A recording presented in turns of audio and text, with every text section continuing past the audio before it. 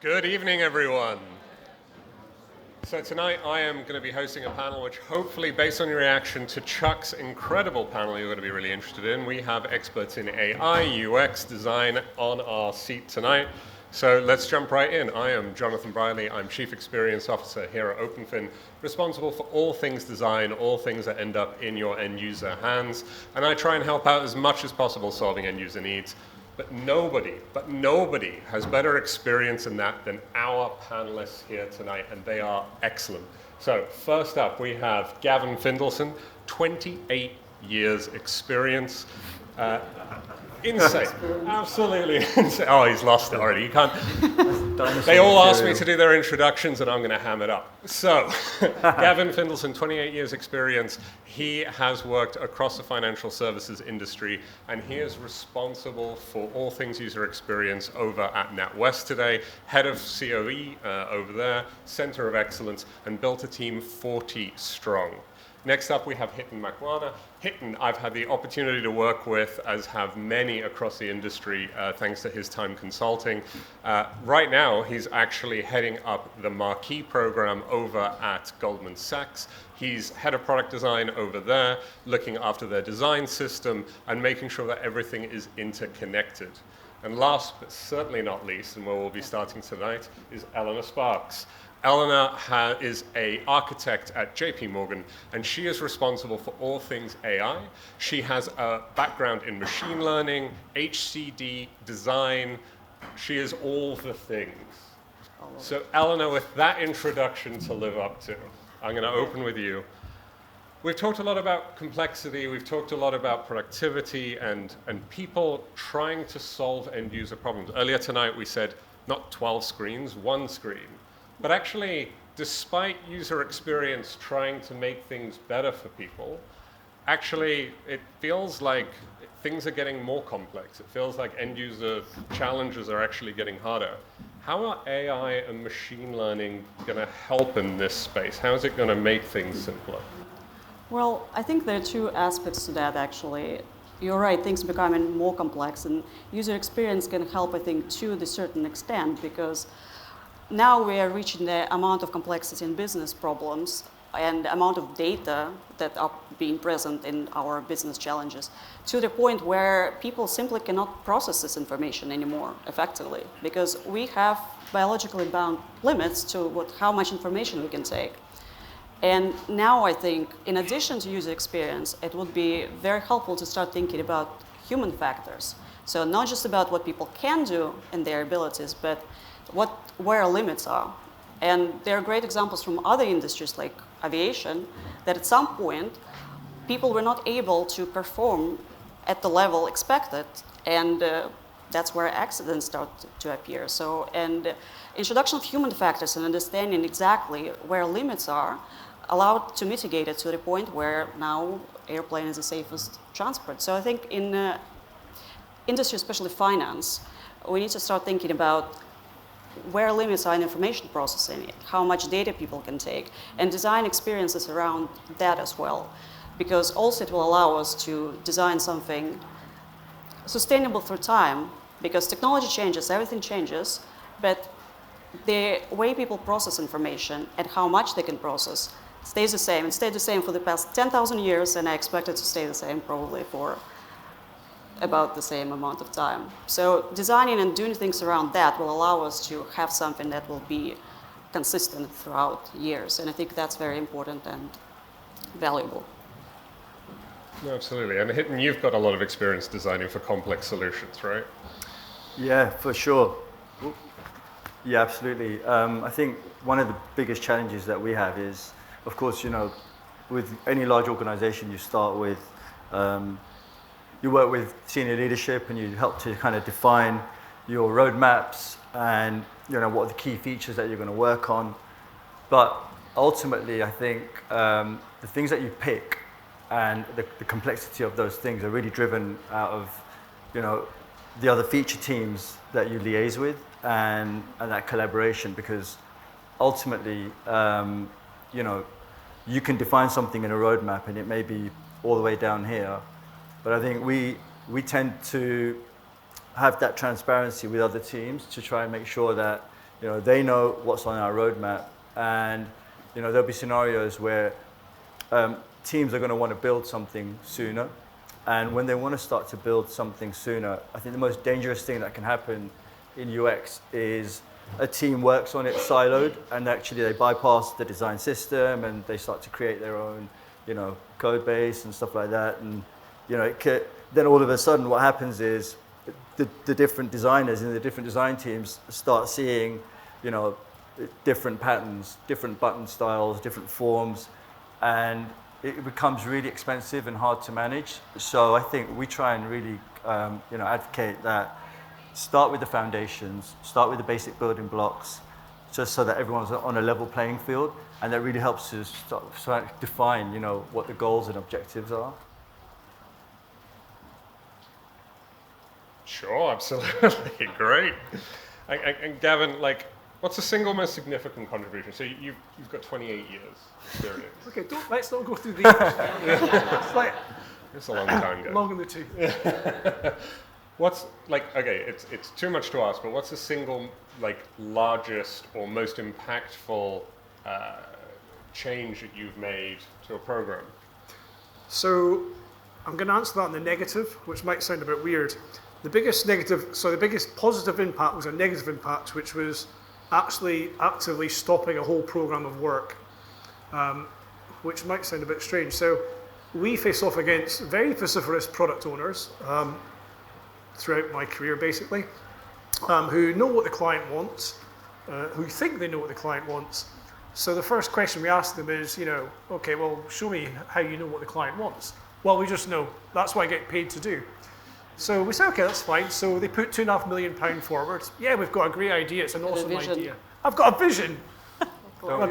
I call myself Steve Jobs. I know what the customer wants. They know they don't know what they want, but I know what they want. So obviously we get involved, and from a design perspective, we kind of mock up some things. Is this what you're looking for? Yeah.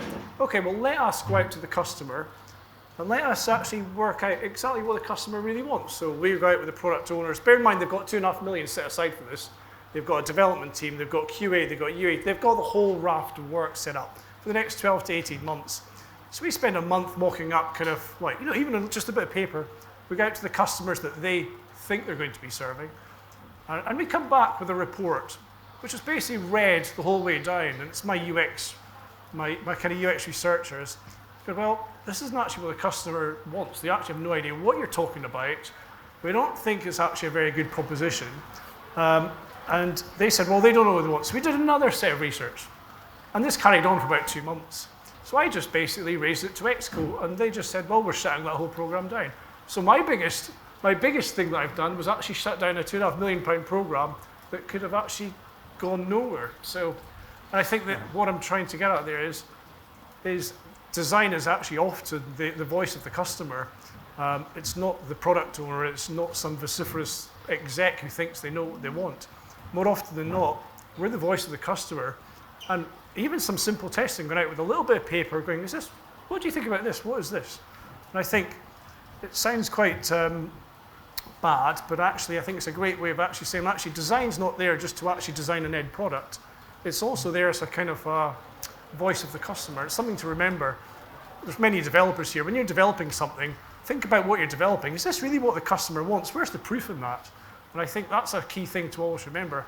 I was taught from my 28 years ago when I was at Merrill Lynch, thanks John, if you don't understand the impact of, it doesn't matter where you are in the world, there's 65,000 people within NatWest, it doesn't matter where you are in those 65,000 people, if you don't know the impact of a button you're pressing on that computer, or whatever it is, iPad, phone, the impact of what you're doing to the end 18 million customers, you shouldn't be pressing that button. So I think that was my biggest learning experience. Sorry for my monologue there. Go for it, man. So there you go. We still have 10 minutes left. Just to piggyback off of that, one of the interesting things you're saying is, why we ask the question a lot, why do you actually want that piece of functionality? And in the past, we haven't asked enough of that, right? So designers will design, I've been guilty of it, my team are guilty of it, but it's why do you want that? And if you don't really have the answer to the why, then something else can probably take care of it. And you don't want to spend, there may be, as an example, a notification, it might have within it, a certain type of attachment that maybe expensive to code for or put in there. But who wants that? And why do they want it? And if you can't really answer the why, maybe there's just another tool that can just, already cater for that, right? And through that, like you say, you can just chop down to like the bare essentials of what's needed, and then expand and evolve from there. I think there was a statistic about 5 years ago came out. Only 20 to 30% of functionality within apps is actually used. Yeah. Which means there's 70 to 80% of apps that you're on your phone right now that aren't being used. That actually brings me to the point that a lot of times they ask actually what customers want, and they tell them what they want, but it might be not necessarily what they need or what they would use. Because they want that, but then they never use it. They actually use something else. So understanding also what they need and how to not necessarily do all that they want, because you cannot just execute them whatever is being asked for. That's also to balance. Exactly. I think it goes back to I want voice of the fancy customer. big button True. to do nothing. But how, right? So I'm in a product role, maybe I'm in a business role with no necessarily direct control of product. Maybe I'm feeding into product. How do I engage these roles, right? Maybe they're super technical to me, like AI, machine learning, or maybe they feel fluffy and creative, and actually I don't engage you early. Like, you don't need to know the source of the problem, do you? Like you've said tonight, obviously that makes sense, and I hope based on the kinds of audience that attracted to Fin.js that everybody here would get it. But how do you engage? Do you mean how to use a product owner engage designers? How do I, as a business owner, engage these kinds of personas? It's a great question, because I've been at 3 very different companies, and each one's been very different. And part of it's kind of education, and it's partly on designers to actually educate people as to why you need them. At the end of the day, if you go and, I'm also a builder in my background, if you go away and build a house, you don't just go and build a house, you engage an architect, you engage a plumber, an electrician, And how do you get that building mentality that's been there for thousands of years, but actually into a digital arena? How do you engage the right people? And I think within NatWest, I'll be honest, it's been quite a challenge to try and go. So within NatWest, and I've seen it time and time again, there's a week to go live. Oh, we haven't actually engaged any designers. Oh, do you think this looks all right? Is it within brand? And we're like, well, not really, but we're going to put a stop on that. So it's a really good question, and it's actually something that I battle on a daily basis to say, if when budgets get cut, it's not developers that get cut, no offense to developers out there, it's designers that get cut. So how do the developers know what they're developing against? Not quite sure. And I think actually it becomes more and more of the problem, like how you coordinate and because we have more roles, we have more departments, more people. And I don't think we have, like in business, at least a good way to solve it, but I like example from military. They have this special unit designed just like joint operations, designed just to coordinate all of the things that all other departments do, specifically designed to coordinate, engage all of them, make sure that everybody is on the same page. And I almost feel like maybe we should create like somebody's like, special role designed to coordinate things, because obviously it doesn't happen like naturally. Like it's just not happening. It's always a challenge. Gov.uk, they've cracked it. If the government can crack it, exactly. They can't crack a lot of other things, but let's not go into politics. But they have cracked a great government design website. And they seem to have it there, and it's actually one of the go-tos for design. Maybe government and military we should learn from. I think another part of it's like also just like company culture as well, like being present, making sure that whatever, because you can be so knee-jerk reactive to what a stakeholder or a client says they want, and all of a sudden everyone's rallying around trying to get it done. But what exactly are you trying to do, and how present is that person or are those people going to be in that process? And I think as you mentioned, just taking them on that journey, keeping them on that journey. But I think it's also the onus is on the stakeholders and the leadership to remain involved in it, so that they understand what's going on, so they don't see it here from here's the idea to at the end a year later, and suddenly they're like, that's not what I was expecting. But you need to be present throughout. No, great point. It's a big challenge, right? Not just through functions, but through time as well. How you coordinate things. That's a great point. Yeah, that's a good point. I think There was Rubber I'm balls. not going to go too technically, but there was a Harvard Business Review done a couple of years ago that went into the stock prices of the 250 in the US, and it showed the difference in the stock price of over a 10-year period of those who were design-led companies, and I'm not going to tell you who they were, but they actually, on average, outperformed the non-design-led companies about 40%. So it gives you the kind of the difference between the two types of companies, and I think it was quite interesting. And it was companies like Nike, et cetera, and it was quite fascinating to read some of that stuff. If you like reading Harvard Business Reviews, which I do, so sorry. It's okay. No, absolutely. I mean, it's quite interesting when you look at a few of the topics that have come up. We've killed a project. We're trying to derive value out of sometimes even smaller features. When we think about ROI in design, I think that's really quite critical, right? Like when we think about these businesses who are super successful because they involve design. When we think about UCD, we're constantly saying, no, you have to involve your users. It's valuable to developers. It speeds up delivery. How do we think about ROI in design? Which one of you would like to take it? And literally I've just come off a whole day off-site just into this that's dealing with exactly ROI and how do you define it. I think it's probably easier for you because from a trading perspective.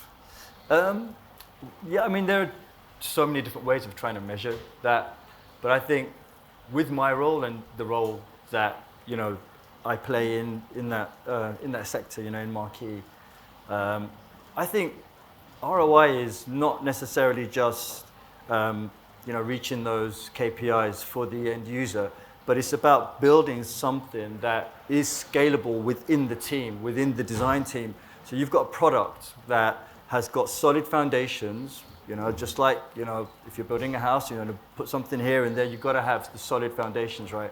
And I think that means then that, we all understand what the patterns, what the libraries, what the components are, and that in itself just adds so much value.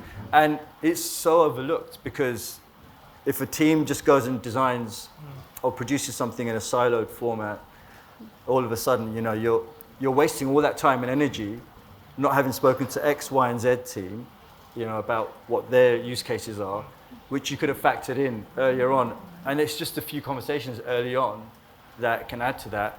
And, that can massively impact, the amount of time and effort that goes into building products. And I think also it's important to understand that we are not necessarily designing things for end user who is using that and the stakeholder as well. So the stakeholder here and actual like a beneficiary of all this initiative is the business. And the user is performing certain function within the business. So and the question is a user performing this function within the business better using the product? Because to be honest, well, it sounds a bit bad, but it doesn't really matter like what they think and how like they feel about the product, but are they able to perform better and actually do the better job for the company performing their function? And I think the other thing to remember is ROI is not just about the return that you're getting from the customer at the end. It's about delivering that value early. So it's an idea to value. So the product owner's got an idea. How long is it to get that idea out to the customer? Because more often than not, maybe 12 months ahead, oh yeah, we've missed this release cycle, oh we forgot about this requirement. So how do you get from the idea to the value quicker? Because that actually means the return's coming in sooner as well. And if you've got a design system up running and it's all slick, etc., great, that reduces it. So there's many ways to do it. Yeah. I wish I could crack the absolute value, but that's another thing. All right, so we're nearly out of time. So to every single one of you, in 30 seconds or less, what would be one thing that you would give our audience tonight as like a takeaway when it comes to value, user experience, automation, AI, ML, all of the things? What would be the one key takeaway? And I know that's a big question. Hiten's looking at me like, why would you do this to me? Why would you do this? So we're going to start with Elena, who looks... Well, I think the takeaway is that technology will take our jobs, and that's okay. We can just have more free time. So universal basic income on the left. So shall we carry on? I would say that a lot of people want to be collaborative. And a lot of people think they're collaborative. But I think you should ask yourself, are you really collaborative? Are you really reaching out? Are you really sharing early and often? Are you speaking to each other as often as you could be?